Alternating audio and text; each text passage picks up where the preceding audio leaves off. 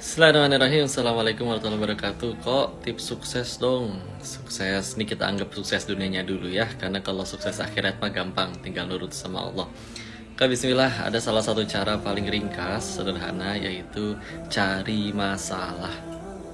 Tapi tentu cari masalah yang positif ya. Ingat, bedakan nyari masalah sama nyari perkara atau nyari ribut. Nah, ini nyari masalah yang positif. Seperti misalkan yang paling terkenal lah Presiden ketiga Indonesia Pak B.J. Habibie. Kita tahu sebelum beliau dikenal dengan ilmu pesawat terbangnya, pesawat itu kalau di ketinggian tertentu dia akan retak sayapnya dan berpotensi jatuh.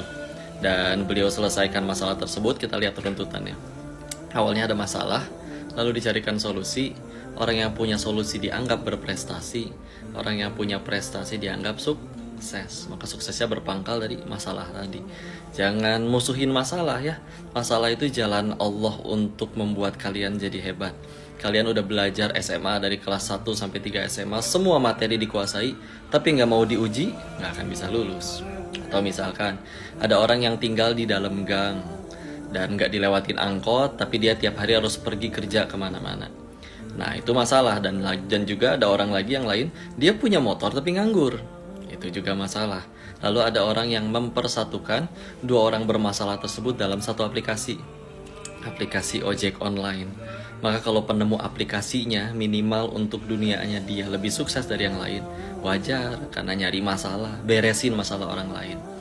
Atau kawannya ayah saya sebelum pandemi kemarin, kita yakin pandemi itu masalah, bahkan ada yang bilang musibah. Tapi beliau sebelum pandemi usahanya bangkrut, tutup semua, dijual-jualin, tersisa 100 juta.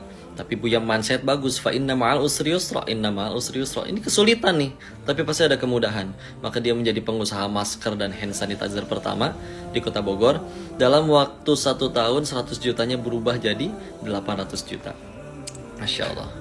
Kalau tidak ada masalah itu mungkin nggak akan bisa jadi sebesar itu. Tapi Masya Allah, ini jadi senada dengan yang memang disebutkan sebagai motonya Islam. Kita tahu tanda keimanan seseorang meningkat itu pasti pengen makin jadi manfaat buat orang lain. Itulah kenapa Islam motonya rahmatan lil alamin. Makin tinggi keimanan, makin jadi rahmat bagi orang lain. Dan masuk akal dong, ketika kita jadi manfaat bagi orang lain, jadi rahmat bagi orang lain, membereskan masalah orang lain, demi Allah, otomatis dunia pasti ngejar-ngejar.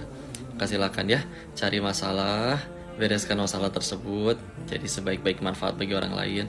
Bismillah, Allah jadikan kamu sukses. Bismillah, dunia akhirat. Barakallahu fikum. Assalamualaikum warahmatullahi wabarakatuh.